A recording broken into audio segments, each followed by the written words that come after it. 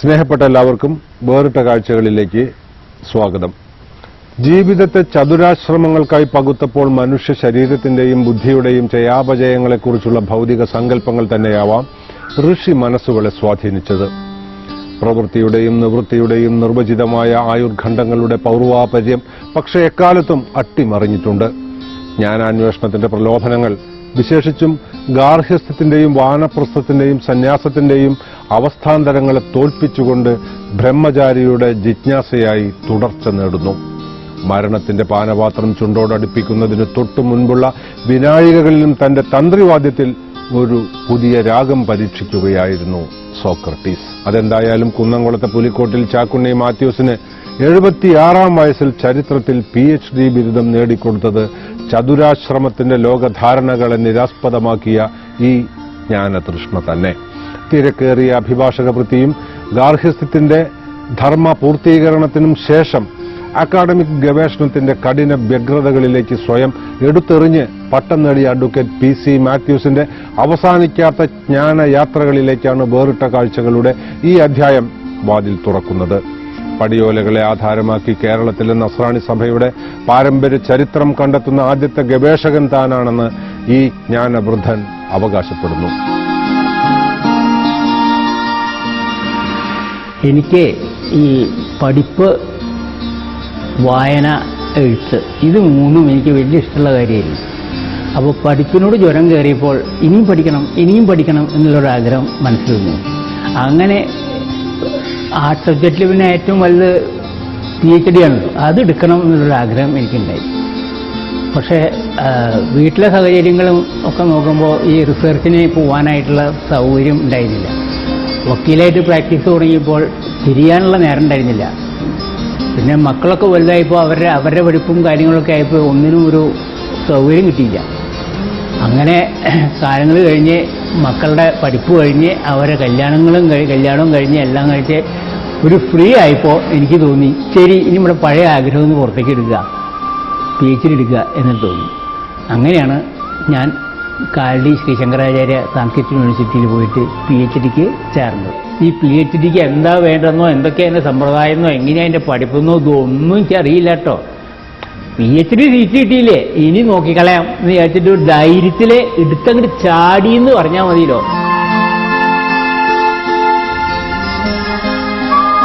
പടിയോലകളെ കുറിച്ച് എഴുതണം എന്നുള്ളതായിരുന്നു എൻ്റെ ആഗ്രഹം. MGS നാരായണനാണ് ഞങ്ങളുടെ സബ്ജക്റ്റ് എക്സ്പെർട്ടായിട്ട് വന്നത്. അപ്പം അദ്ദേഹം എന്നോട് ചോദിച്ചു, എന്തിനെ പറ്റിയിട്ടാണ് എഴുതാൻ ഉദ്ദേശിക്കുന്നത് തീസിസ് എന്ന് വെച്ചു. ഞാൻ പറഞ്ഞു ഇങ്ങനെ പടിയോലകളെ പറ്റിയിട്ടാണെന്ന് പറഞ്ഞു. അദ്ദേഹം പറഞ്ഞു, എത്ര പടിയോലകളെ പറ്റിയിട്ട് അറിയാം എന്ന് ചോദിച്ചു. ഞാൻ പറഞ്ഞു, എനിക്കൊരു 5 പടിയോലകളെ പറ്റിയിട്ട് അറിയാം. അപ്പോൾ MGS പറഞ്ഞു, 5 പടിയോലകളെ കുറിച്ചിട്ടൊന്നും ഒരു തീസിസിനുള്ള വിഷയവ്യാപ്തി പോരാ. നസ്രാണി സഭയുടെ മലയാള രേഖാ പാരമ്പര്യം, പടിയോലകൾ മുൻനിർത്തിയുള്ള പഠനം എന്നായാലോ എന്ന് ചോദിച്ചു. ഓ സാറിൻ്റെ ഇഷ്ടപ്രകാരം തന്നെ ആയിക്കോട്ടെ പറഞ്ഞു. അങ്ങനെയാണ് ഞാൻ ഈ സബ്ജക്റ്റ് തുടങ്ങിയത്. പടിയോല എന്ന് പറഞ്ഞാൽ ചട്ടം നിശ്ചയിച്ച് എഴുതി വെച്ച ഓല എന്നാണ് ശ്രീകണ്ഠേശ്വരത്തിൻ്റെ നിഘണ്ടുവിൽ, മലയാളം നിഘണ്ടുവിൽ അർത്ഥം കൊടുത്തിരിക്കുന്നത്.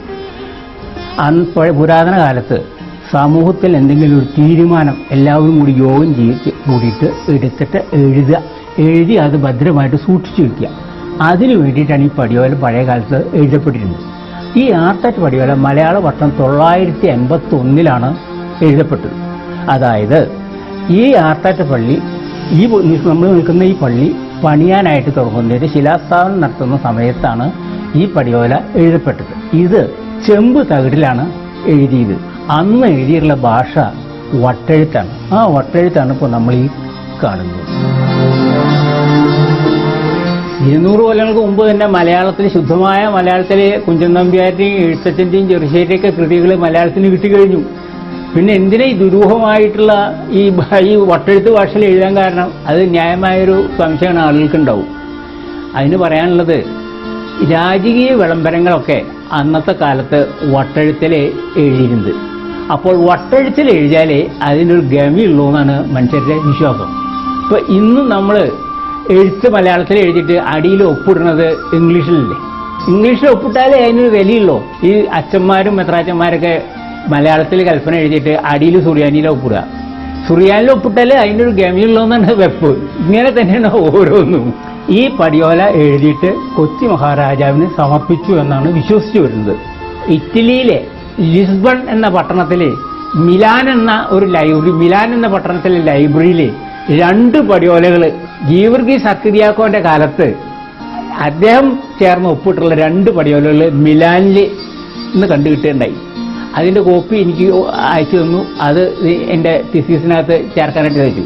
പടിയോലകൾ നമ്മൾ സൂക്ഷിച്ചു വെച്ചില്ലെങ്കിലും അന്യ ജനങ്ങൾ അത് കാര്യമായിട്ട് സൂക്ഷിക്കാൻ തുടങ്ങി. പടിയോലയുടെ ചരിത്രത്തിൻ്റെ ഒരു ഭാഗമാണെന്നുള്ളൊരു അവബോധം നമ്മൾക്ക് പലർക്കും ഉണ്ടായിരുന്നില്ല. അതുകൊണ്ടാണ് ഈ പടിയോലകൾ നഷ്ടപ്പെട്ടത്. അപ്പോൾ 2-3 സംഗതികൾ എൻ്റെ ഇതിൽ PhD നേടിയതിൽ പ്രത്യേകിച്ച് കാണുന്നുണ്ട്. അതായത് ഒന്ന്, 76-ാം വയസ്സിലാണ് എനിക്ക് PhD കിട്ടുന്നത്. ഈ പ്രായത്തിൽ PhD കിട്ടുന്നതായിട്ട് കേരളത്തിലെ ഒരു യൂണിവേഴ്സിറ്റിയിലും ഒരു കാൻഡിഡേറ്റിന് ഉണ്ടായിട്ടില്ല എന്നാണ് പറഞ്ഞു കേൾക്കുന്നത്. പിന്നെ ഈ പടിയോലകളെ സംബന്ധിച്ച് ഇന്ന് വരെ ആരും ഒരു ഗവേഷണവും നടത്തിയിട്ടില്ല. അങ്ങനെ എൻ്റെ വിഷയവും, ഞാനും ഒരു പ്രത്യേക വകുപ്പിൽപ്പെട്ടുള്ളതാണ്, എൻ്റെ വിഷയവും ഒരു പ്രത്യേക വകുപ്പിൽപ്പെട്ടുള്ളതാണ്.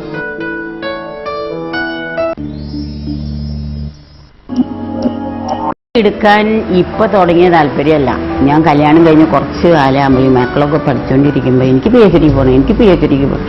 ഞാൻ പറഞ്ഞു ഇപ്പോൾ ഒരു PhDക്ക് ഒന്നും പോകാൻ പറ്റില്ല, മക്കൾ പഠിച്ചുകൊണ്ടിരിക്കാം. ഈ PhDയേക്കാളും ഇമ്പോർട്ടന്റ് മക്കളുടെ എഡ്യൂക്കേഷനാണ്. പിന്നെ അത് കഴിഞ്ഞ് എല്ലാ ചുമതലയും കഴിഞ്ഞു. പിന്നെ അത്യാവശ്യം ഞങ്ങൾക്ക് ജീവിക്കാനുള്ള സാഹചര്യങ്ങളുമായി. അപ്പൊ എനിക്ക് PhDക്ക് പോകണം. PhD എന്നോടുകൂടി മിണ്ടേ പോയത് PhDക്ക്. ദിവസം ഇവിടുന്ന് കാരണം 500 രൂപ പെട്രോൾ അടിച്ചിട്ട് ഈ പോണ ദിവസവും കാലത്ത് ഇവിടുന്ന് 8 മണിക്ക് പോയി കഴിഞ്ഞാൽ രാത്രി 4 മണി 5 മണിക്കൊക്കെയാണ് വരണേ. ചുരുങ്ങിയത് ഒരു 4 to 5 lakhs ചെലവായിരുന്നത് എന്റെ ധാരണ. എനിക്ക് മുഴുവനും പറയാൻ പറ്റില്ല, കാൽക്കുലേറ്റ് ഇത് ആയില്ല. പക്ഷെ എന്നാലും അത്ര ഒരു എമൗണ്ട് ഈ ഒരു PhDക്ക് വേണ്ടി ചെലവാക്കണം. കുന്നംകുളത്ത് വ്യാപാരിയായ പുലിക്കോട്ടിൽ ചാക്കുണ്ണി കുട്ടായി ദമ്പതികളുടെ മകനായ മാത്യൂസിന്റെ വിദ്യാഭ്യാസ താൽപര്യങ്ങളും പഠന സ്ഥലങ്ങളും അനേകം ഉൾപ്പിരിവുകൾ നിറഞ്ഞതായിരുന്നു. മുമ്പ് കഥകൾ എഴുതിയിരുന്ന മാത്യൂസ് രത്നാംബരം, കുളിരുള്ള രാത്രിയിൽ, അർദ്ധരാത്രിയിൽ എന്നീ 3 കഥാസമാഹാരങ്ങൾ പ്രസിദ്ധീകരിച്ചിട്ടുണ്ട്. സഭാചരിത്രത്തെയും നേതൃവ്യക്തിത്വങ്ങളെയും ആധാരമാക്കി 17 രചനകൾ വേറെയുമുണ്ട്. സ്വന്തം ഇടവകയായ ആർത്താറ്റ് പള്ളിയിലെ പടിയോലയിൽ നിന്നാണ് ഈ രംഗത്തെ വിപുല പഠനങ്ങൾക്കുള്ള പ്രേരണ ലഭിച്ചത്.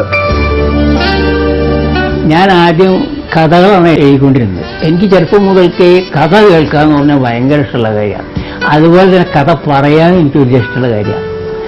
കഥകൾ എന്ന് പറഞ്ഞു കഴിഞ്ഞാൽ എനിക്ക് PC കുട്ടികൃഷ്ണന്റെയും അതുപോലെ തന്നെ പൊറ്റക്കാടിന്റെയും തകഴിയുടെയും കേശവദേവിന്റെയും ഒക്കെ കഥകൾ വായിച്ച്, അതുപോലെ തന്നെ രാജലക്ഷ്മിയുടെയും ഒക്കെ കഥകൾ വായിച്ചിട്ട് അങ്ങനെ ഞാൻ അതിലങ്ങനെ ആറാടി ഉള്ള ഒരു കാലമായിരുന്നു.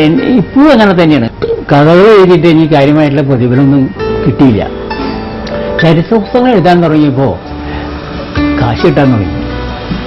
ഈ നെല്ലമ്പള്ളി ചരിത്രം എന്ന് പറഞ്ഞുള്ള ഈ പുസ്തകം ഞാൻ എഴുതി കൊടുത്തതിന് 3 പവന്റെ സ്വർണ്ണ മെഡൽ എനിക്ക് തന്നു. അദ്ദേഹത്തിന് സഭയായിട്ടും നേതൃത്വമായിട്ട് വളരെ അടുപ്പമുണ്ട്. പല കാര്യങ്ങളിലും സഭ ആധാരികമായ ചില കാര്യങ്ങളൊക്കെ അദ്ദേഹവുമായിട്ട് ആലോചിച്ച് പ്രവർത്തിക്കാനായിട്ട് പിതാക്കന്മാർ ശ്രമിക്കാറുണ്ട്. അങ്ങനെ ഈ സഭയെക്കുറിച്ച് ആധികാരികമായിട്ട് പല കാര്യങ്ങൾ അദ്ദേഹത്തിലൂടെ സാധാരണ ജനങ്ങൾക്ക് അറിയുവാനായിട്ട് സാധിച്ചിട്ടുണ്ട്. അടുത്തിടെ കുറിച്ച് ഭാവതിരുമേനയുടെ സ്വീകരണത്തിൽ അദ്ദേഹം ഇതിനെക്കുറിച്ച് പ്രത്യേകം ക്ലാസ് എടുക്കുകയും ഒക്കെ ചെയ്യാനായിട്ട് ഇടയായി. അതുകൊണ്ട് കുറേ ആളുകൾക്ക് ഇതിനെക്കുറിച്ച് കുറേ അറിവ് നേടുവാനായിട്ട് സാധിച്ചിട്ടുണ്ട്.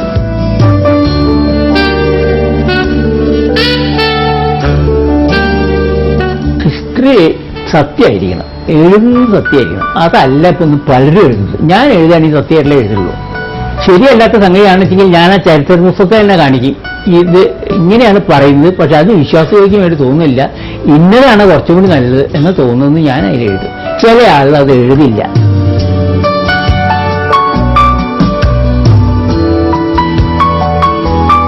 തൊഴുതുപോലെ കുന്നംകുളത്തെ ക്രിസ്തീയ സഭകളും അവരുടെ ആവാസ വ്യവസ്ഥയുടെ വാസ്തുഘടനയും സവിശേഷമായ പ്രാചീന മുദ്രകൾ പേറുന്നു.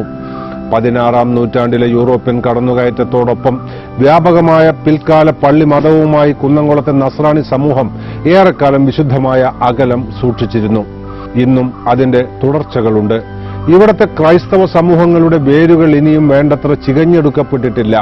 തന്റെ പടിയോല പഠനങ്ങൾ ഈ രംഗത്തെ ആദ്യ കാൽവെപ്പാണെന്ന് അഡ്വക്കേറ്റ് മാത്യൂസ് അവകാശപ്പെടുന്നു. പഴയകാലത്ത് കുന്നംകുളം എന്ന് പറഞ്ഞു കഴിഞ്ഞാൽ ആ പഴയ അങ്ങാടിയിലെ 4 വഴികൾ, കിഴക്കേങ്ങാടി, പടിഞ്ഞാറങ്ങാടി, തെക്കേങ്ങാടി, വടക്കേങ്ങാടി, ഈ 4 അങ്ങാടികളും കൂടിയതാണ് പഴയ കാലത്തുള്ള കുന്നംകുളം. ടിപ്പു സുൽത്താന്റെ അപ്പൻ ഹൈദരാലി ഈ വഴിക്ക് വന്നപ്പോൾ അദ്ദേഹം ഈ കുന്നംകുളം പട്ടണത്തെ കണ്ടിട്ട് നസ്രാണികളുടെ ഗൂർക്കൽ പട്ടണം എന്ന് പറയണ്ടായി. എന്താ കാരണം വെച്ചാൽ ഈ അങ്ങാടിയിലെ ക്രിസ്ത്യാനികൾ മാത്രമേ താമസിക്കുന്നുള്ളൂ, വേറെ ഒരു ജാതിക്കാരും താമസിക്കില്ല. കുന്നംകുളത്തുനിന്ന് പുറത്തേക്ക് അവർക്ക് യാതൊരു കോണ്ടാക്റ്റും ഇല്ല. വളരെ അപൂർവമായിട്ടേ അവർ കുന്നംകുളത്തുനിന്ന് പുറത്തേക്ക് തന്നെ പോകുള്ളൂ. മക്കളെ കല്യാണം കഴിച്ച് കൊടുക്കുകയാണെങ്കിൽ അത് കിഴക്കേങ്ങാടിയിൽ നിന്ന് ചെറലത്തങ്ങാടിക്ക് കെട്ടിച്ചു കൊടുക്കും, ചെറലത്തങ്ങാടിക്കാരൻ പടിഞ്ഞാറങ്ങാടിക്ക് കെട്ടിച്ചു കൊടുക്കും. ഇങ്ങനെ അങ്ങോട്ടും ചിലരെ കിഴക്കേങ്ങാടിയിൽ തന്നെ അവർ 4 വീട് അപ്പുറത്തുള്ള വീട്ടിലെ കുട്ടിയെ കെട്ടിക്കും, അല്ലെങ്കിൽ മകനെ അവിടുന്ന് പെണ്ണെടുക്കുകയും ചെയ്യും. ഇങ്ങനെയൊക്കെയാണ് അന്നത്തെ ചട്ടവട്ടങ്ങൾ. കുന്നംകുളത്തെ ക്രിസ്ത്യാനികളാണ് സാക്ഷാൽ തറവാടുത്തുള്ള ക്രിസ്ത്യാനികൾ എന്നാണ് ഇവരുടെ ധാരണ. ഈ ഒരു ധാരണ ഒഴിവാക്കി കിട്ടാനായിട്ടാണ് ഈ പരിമല തിരുമേനി എന്ന് പറഞ്ഞുള്ള പഴയ പരിശുദ്ധനായുള്ള പരിമല തിരുമേനി കുന്നംകുളത്ത് വന്നപ്പോൾ കുന്നംകുളത്തെ ചില കുടുംബങ്ങളിൽ നിന്ന് തിരുവിതാംകൂർ ഭാഗത്തുള്ള നല്ല ശ്രേഷ്ഠ കുടുംബങ്ങളിലെ ചില പെൺകുട്ടികളെ വിവാഹം ചെയ്തു കൊടുക്കാനും മറ്റൊക്കെ ശ്രമിച്ചതെന്നാണ് ചരിത്രത്തിൽ പറയുന്നത്. എൻ്റെ കുടുംബം, ഞാൻ ജനിച്ചു വളർന്നുള്ളത് കിഴക്കേങ്ങാടിയിലെ ഞങ്ങളുടെ തറവാട്ട് വീട്ടിലാണ്. ഈ തറവാട്ട് വീടെന്ന് പറഞ്ഞു കഴിഞ്ഞാൽ അങ്ങാടി വീടാണ്. ഈ വീടും ആ തൊട്ട വീടും തമ്മിൽ ഒരു 3/4 കോല്, ആശാരിക്കോലിന് 3/4 കോല്, അല്ലെങ്കിൽ ഏറിയത് 1 കോലിന്റെ വിടവേ ഉണ്ടാവുള്ളൂ. അവിടെയും കെട്ടിടം ഉയർന്നു നിൽക്കുക, ഇവിടെയും കെട്ടിടം ഉയർന്നു നിൽക്കുക എന്ന് പറയുമ്പോൾ അകത്തേക്ക് ശുദ്ധവായു കിട്ടാനായിട്ട് യാതൊരു വഴിയില്ല, വെളിച്ചം തീരെയില്ല. മുൻവശത്തെ കച്ചവട, ബാക്കിലാണ്, പിൻവശത്താണ് കുടുംബമായിട്ട് താമസിക്കുന്നത്. സ്കൂൾ വിട്ട് വന്നിട്ട് ഉമ്മാർത്തുനിന്ന് ബാക്കിലുള്ള അടുക്കളയും കാര്യങ്ങളൊക്കെ അമ്മ അവിടെ എന്തെങ്കിലും ജോലി ചെയ്യായിരിക്കും. ഇവിടെ ഒന്നും വിളിച്ചില്ല. അപ്പൊ ഉമ്മാർത്ത വാലങ്ങ് തുറന്നിട്ട് ഇങ്ങനെ ഒരു ഭാഗത്തേക്ക് മാത്രം നോക്കിയിട്ട് ഒരൊറ്റ ഓട്ട ഇവിടുന്ന് അങ്ങോട്ട് അമ്മയുടെ അടുത്തേക്ക്. എന്താ കാരണം അങ്ങോട്ട് ഇങ്ങോട്ടും ഒക്കെ ഇരുട്ടാ, മനസ്സിലായോ? അങ്ങനത്തെ ഒരു കഷ്ടപ്പെട്ട കാലമായിരുന്നു ചെറുപ്പത്തിൽ. കുന്നംകുളത്തെ ആളുകൾക്ക് അന്ന് യാതൊരു വക എന്റർടൈൻമെന്റും ഇല്ല, ഒരു സിനിമ ഇല്ല, ഒരു നാടകമില്ല, യാതൊന്നും ക്രിസ്ത്യാനികൾക്ക് പറഞ്ഞിട്ടില്ല. ഇനി അഥവാ ആരെങ്കിലും വല്ല പഴയ തമിഴ് നാടകങ്ങളോ അതിലൊക്കെ കളിക്കാൻ വേണ്ടി വരുമ്പോൾ പോയി കഴിഞ്ഞാൽ, അത് കാണാൻ പോയി കഴിഞ്ഞാൽ കുടുംബത്തിൽ ഭയങ്കര വഴക്കായി. അവൻ കൊള്ളരുതാത്തവൻ, അവൻ നാടകം കാണാൻ പോയിരിക്കണു എന്ന് പറഞ്ഞിട്ട് അവനെ ഒരു പുകഞ്ഞ കൊള്ളിയായിട്ട് കണക്കാക്കും. ഇതൊക്കെ പഴയ കാലത്തുള്ള ഒരു ചട്ടങ്ങളാണ്. കുന്നത്തി വന്നപ്പോൾ വല്ലാത്ത വ്യത്യാസങ്ങളായി. അന്ന് ഞാൻ സ്കൂളിൽ പഠിച്ചിരുന്നതും ഞാൻ കോളേജിൽ പഠിച്ചിരുന്ന കാലവും ഇന്നത്തെ കോളേജ് ഇതും കൂട്ടിയിട്ട് എന്തുമാത്രം വ്യത്യാസങ്ങളാണ്. അന്നൊക്കെ ഈ റോട്ടിൽ കൂടെ നടന്നു പോകുമ്പോഴേ ഒരു പെൺകുട്ടിയുടെ മുഖത്ത് നോക്കാൻ പേടിയാ. ഒരു ആൺകുട്ടിക്ക് ഒരു പെൺകുട്ടിയുടെ മുഖത്തേക്ക് നല്ലോണം സൂക്ഷിച്ച് നോക്കാൻ പേടിയാ. അവളൊന്നാണ് ചിരിക്കുകയാണ് ചെയ്ത് വയറ്റിൽ നിന്നൊരു ആഴ്ചയെ പിന്നെടുക്കുക, ഒരു കാളിലെ കർത്താവേ ഇതങ്ങനെ വീട്ടിലറിയോ, എന്താപ്പത് സംഭവം. അത്ര ഭയമായിരുന്നു. ഒരു അക്ഷരം ഉണ്ടില്ല, പ്രശ്നങ്ങളില്ല, ഒന്നും.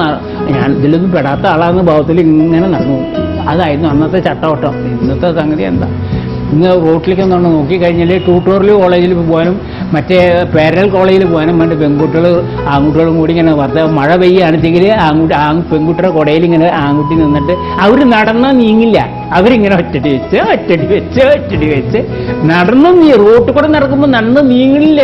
ഇങ്ങനെ തരം പറഞ്ഞത് ഇത് പഴയ കാലത്തൊക്കെ സ്മരിക്കാൻ പോലും പറ്റാത്ത കാര്യം. അടുത്ത കാലത്ത് മലയാള നോവൽ ലോകത്ത് ചർച്ചാ വിഷയമായി തീർന്ന ടി.ഡി. രാമകൃഷ്ണന്റെ ഫ്രാൻസിസ് ഇട്ടിക്കോര കുന്നംകുളത്തെ ക്രിസ്ത്യൻ പാരമ്പര്യത്തെ നിഗൂഢവൽക്കരിക്കുകയും വ്യാജമായ ചരിത്രധാരണകളുടെ നിർമ്മിതിക്കു കാരണമാവുകയും ചെയ്തേക്കാമെന്ന് മാത്യൂസ് അഭിപ്രായപ്പെടുന്നു. ഭാവനാ സൃഷ്ടി എന്ന നിലയിലുള്ള അതിന്റെ സ്വാതന്ത്ര്യം അനുവദിക്കപ്പെടുമ്പോൾ തന്നെ ചരിത്രോപദാനങ്ങളുടെ കൃത്രിമ നിർമ്മാണം അപകടകരമായ പിൽക്കാല വായനകൾക്ക് നിമിത്തമായി തീർന്നേക്കാമെന്ന് ഇദ്ദേഹം ആശങ്കപ്പെടുന്നുണ്ട്. വസ്തുനിഷ്ഠ ചരിത്രത്തെ ആധാരമാക്കുന്നു എന്ന് ഭാവിക്കുന്ന ഈ നോവൽ കാലത്തെയും ചരിത്ര വസ്തുതകളെയും കുറ്റകരമാം വിധം അട്ടിമറിക്കുന്നുണ്ടത്രേ. പക്ഷേ ഈയിടെ പുറത്തുവന്ന ചില പത്രവാർത്തകൾ ഫ്രാൻസിസ് സിട്ടിക്കോരയെ സാധൂകരിക്കുന്നതും ന്യായീകരിക്കുന്നതും ആണ്. വീടിന്റെ പടിയിൽ തന്നെ ബൈബിളും ഖുറാനും ഭഗവത്ഗീതയും നിരത്തിവെച്ചിരിക്കും. ഇതിൽ ചവിട്ടി വേണം വീട്ടിൽ പ്രവേശിക്കാൻ. മുറിക്കുള്ളിൽ സ്ഥാപിച്ചിരിക്കുന്ന മൂർച്ചയുള്ള ദണ്ഡിൽ വിരലമർത്തി രക്തം ചിന്തണം. വിവിധ മതങ്ങളുടെ പൂജ്യവസ്തുക്കളെ നിന്ദിക്കലാണ് മുഖ്യ ചടങ്ങ്. അർദ്ധനഗ്ന സ്ത്രീകളുടെ നൃത്തവും ഗാനങ്ങളും അകമ്പടിയായി ഉണ്ടാകും. ടി രാമകൃഷ്ണൻ ഒരു ദിവസം എൻ്റെ വീട്ടിൽ കയറി വന്നു. എന്താ സംഭവം എന്ന് ചോദിച്ചു. അപ്പോൾ അയാൾ പറഞ്ഞു, ഞാൻ ഇങ്ങനെ കുന്നംകുളത്തിൻ്റെ പഴയ ആദിമ നൂറ്റാണ്ടുകളിലെ ചരിത്രം വെച്ചിട്ട് ഒരു നോവൽ എഴുതുന്നുണ്ട്. 6-ാം നൂറ്റാണ്ടിൽ ഈ കുന്നംകുളത്തുനിന്ന് പോയിട്ടുള്ള ഒരു ക്രിസ്ത്യാനി കച്ചവടമായിട്ടും ഇതായിട്ട് ഫോറിനിൽ പോയിട്ട് അവിടെ നടന്നിരിക്കുന്നത്. അതൊക്കെയാണ് അതിൻ്റെ കഥ എന്ന് പറഞ്ഞത്. അയാളുടെ പേര് ഫ്രാൻസിസ് സിറ്റിക്കോര എന്നാണ് എന്ന് പറഞ്ഞു. അപ്പോൾ ഞാൻ അയാളോട് പറഞ്ഞു, അയ്യോ നിങ്ങൾക്ക് അതിൽ തന്നെ തെറ്റി. ഫ്രാൻസിസ് സിറ്റിക്കോര എന്നുള്ള പേര് 6-ാം നൂറ്റാണ്ടിൽ കുന്നംകുളത്തെ ക്രിസ്ത്യാനിക്ക് ഉണ്ടാവില്ല.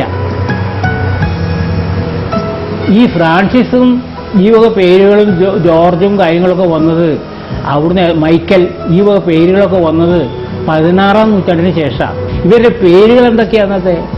ഇരവിക്കത്തൻ, ക്രിസ്ത്യാനികളുടെ പേരുകളാണ്. ഇരവിക്കത്തൻ, ചാത്തൻ വടുകൻ, ഇതൊക്കെയാണ് അന്നത്തെ ആളുകളുടെ പേരുകൾ. അപ്പോൾ അതിന് 16-ാം നൂറ്റാണ്ടോട് കൂടിയിട്ടാണ് കേരളത്തിലെ ക്രിസ്ത്യാനികൾക്ക് ഈ പേരുകളൊക്കെ വന്നത്. അപ്പോൾ നിങ്ങൾ ഈ പേര് കൊടുത്തുള്ളത് ഈ ഫ്രാൻസിസ് സിറ്റിക്കോരാന്ന് 6-ാം നൂറ്റാണ്ടിലെ ഒരാൾ കച്ചവടക്കാരന് കൊടുത്തുകൊണ്ടാണ് തെറ്റാണ്. അപ്പോൾ അയാൾ പറഞ്ഞു, ശരിയാ നിങ്ങൾ പറഞ്ഞ് ശരി, ഇപ്പോൾ അതിന് പിന്നെ മാറ്റാൻ നോക്കിയില്ല, അത് പ്രസിദ്ധീകരിച്ചു പോയി.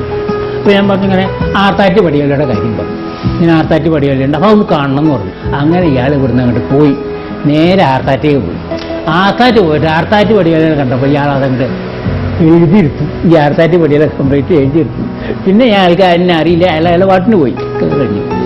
അത് കഴിഞ്ഞിട്ട് പിന്നെ പുസ്തകം വന്നു. പുസ്തകം വന്നപ്പോൾ ഒരു കോപ്പി എനിക്ക് തരുണ്ടായി. ഞാനതെടുത്ത് വായിച്ചു നോക്കിയപ്പോൾ ആർത്താറ്റ് പടികളെ അതേ പ്രകാരം തന്നെ കൊടുത്തിട്ടുണ്ട്, ഒരു വ്യത്യാസമില്ല, അതേ പ്രകാരം തന്നെ കൊടുത്തിട്ടുണ്ട്. പിന്നെ അയാൾ അതിനകത്ത് അടുപ്പുട്ടി പടിയോല എന്ന് പറഞ്ഞിട്ടൊരു വ്യാജ പടിയോല കൂടി എഴുതി ചേർത്തിട്ടുണ്ടാക്കി.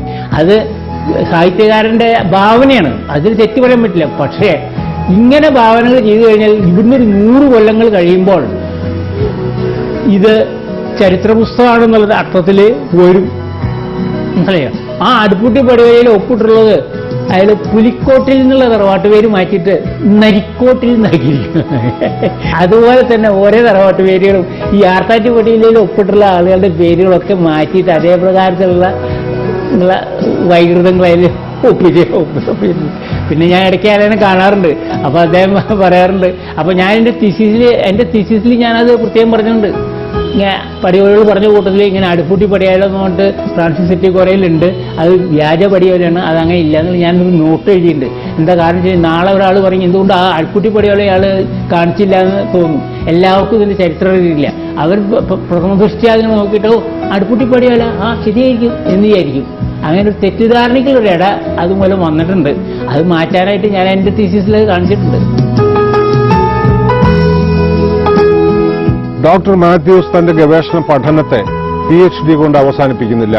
ഡിലിറ്റ് പട്ടം നേടാൻ ആവശ്യമെങ്കിൽ കേരളത്തിനു പുറത്തുള്ള സർവകലാശാലകളിലേക്കുള്ള ജ്ഞാനയാത്രകൾക്ക് തയ്യാറെടുക്കുകയാണ് അദ്ദേഹം. പുകവലിയും മദ്യപാനവുമില്ലാത്ത ജീവിത രീതികൾ ഡിലിറ്റ് ഗവേഷണത്തിനുള്ള ബാല്യം തന്നിൽ അവശേഷിപ്പിച്ചിട്ടുണ്ടെന്ന് ഇദ്ദേഹം വിശ്വസിക്കുന്നു. പൊതുപ്രവർത്തനമില്ല, യാതൊന്നുമില്ല. ഈ പള്ളിക്കാര്യങ്ങളും സാംസ്കാരികമായിട്ടുള്ള ഇതല്ലാതെ മറ്റ് വേറെ പൊതുപ്രവർത്തനങ്ങളൊന്നും. കാര്യം ഞാൻ സോഷ്യൽ വർക്കിൽ മാസ്റ്റേഴ്സ് ഡിഗ്രി എടുത്തിട്ടുള്ളതാണ്. പക്ഷേ എനിക്ക് അതിനോട് വലിയൊരു അഭിമാനം തോന്നിയിട്ടില്ല. എനിക്ക് ഡിലിറ്റും കൂടി എടുക്കണം എന്നൊരു ആഗ്രഹമുണ്ട്. അത് ഈ കേരള യൂണിവേഴ്സിറ്റിയിലേ അതുള്ളൂ. MG യൂണിവേഴ്സിറ്റിയിലും കാലിക്കറ്റ് യൂണിവേഴ്സിറ്റിയിലും പിന്നെ ശ്രീശങ്കര യൂണിവേഴ്സിറ്റിയിലൊന്നും ഡിലിറ്റില്ല. അത് കേരള യൂണിവേഴ്സിറ്റിയിൽ ചെന്ന് അതൊന്ന് ശരിപ്പെടുത്തി തരണം കണ്ടോ. ഡിലിറ്റും കൂടി വേണം എന്നുള്ളൊരു ആഗ്രഹം എനിക്കുണ്ട്. അതും സാധിക്കുമെന്ന് വിശ്വസിക്കുന്നു.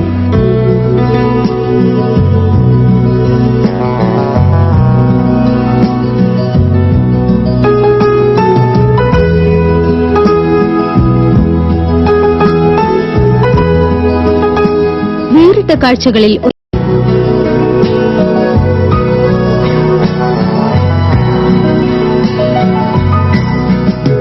ഇപ്പം ഞാനും ഡോക്ടറായി. അപ്പം അങ്ങനെ ഞങ്ങളുടെ കുടുംബം ആകെ ഡോക്ടർമാർ. ചികിത്സിക്കാൻ പറ്റില്ല. ചികിത്സിക്കാത്ത ഡോക്ടറായിട്ട് ഞാൻ മാറി.